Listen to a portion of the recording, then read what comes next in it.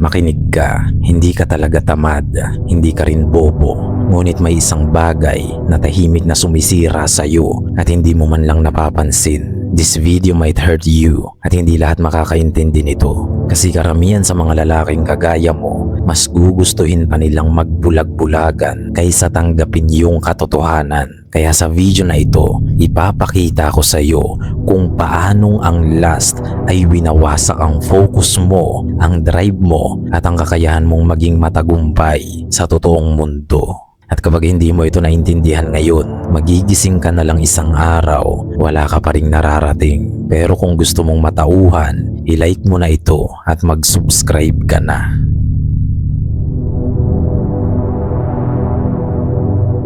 Makinig ka, nasanay ka na sa instant gratification. One click, one video, one release. Tapos yun na yun.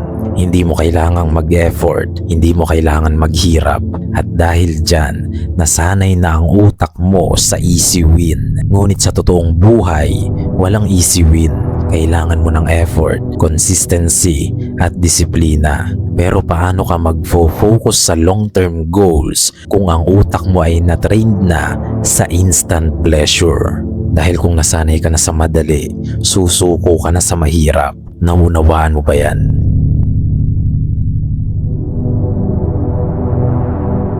Ang tunay na lalaki, marunong maghintay, pero ikaw, hindi mo kayang maghintay kahit ilang oras. Kapag may urge ng pagnanasa, susunod agad ikaw, and that is the weakness.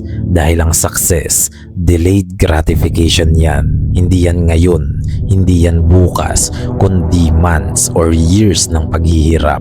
Pero kung hindi mo kayang kontrolin ang sarili mo sa maliit na bagay, paano mo kokontrolin ang sarili mo sa malalaking desisyon? Naunawaan mo yan?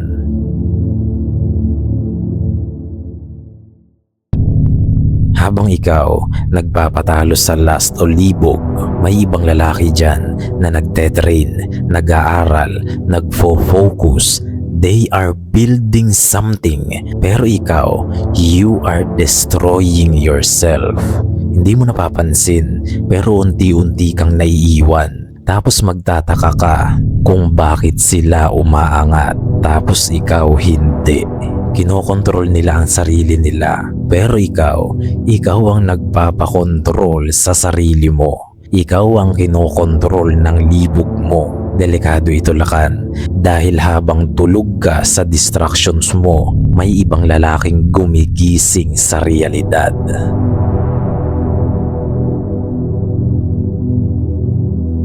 Ang addiction mo sa libog, hindi lang yan physical, mental din yan.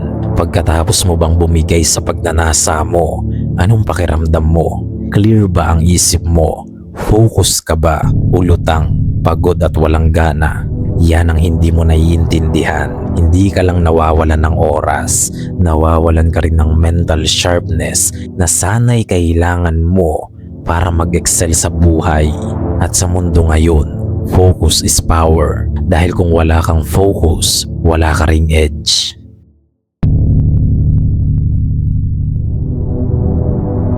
Kapag adi ka sa libog, lahat ng bagay sa'yo nagiging surface level lang. Yung mga babae, nagiging object na lang sa'yo. Yung sarili mo, nagiging consumer na lang ng mga content na nakakabulok ng utak. At yung buhay mo, nagiging cheap entertainment na lang. Hindi ka na builder, viewer ka na lang. Imbis na ikaw ang gumagawa ng buhay mo, nanunood ka na lang ng buhay ng iba. Tandaan mo ito, ang lalaking nagbibuild, nananalo. Ngunit ang lalaking consumer lang, nabubulok ang utak.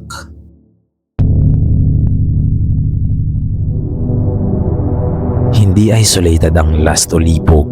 Hindi yan dito lang sa area na ito ng buhay mo. Kapag mahina ka sa isang area ng buhay mo, kakalat ang kahinaan mong yan. Hindi ka lang mahina sa pagnanasa, hihina ka rin sa trabaho, hihina ka sa routine, at hihina ka sa commitments. Dahil ang disiplina, universal yan. Either meron ka o wala. At kung wala kang kontrol sa sarili mong katawan, wala ka rin kontrol sa buhay mo. Ganun kasimple.